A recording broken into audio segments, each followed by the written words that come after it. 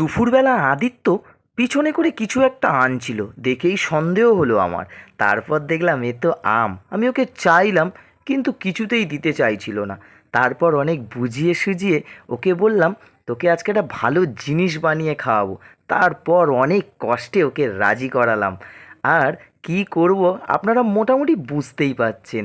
হ্যাঁ, এই গরমের দুপুরে আর এই নতুন আম হাতের সামনে পেলে সে কি ছাড়া যায়?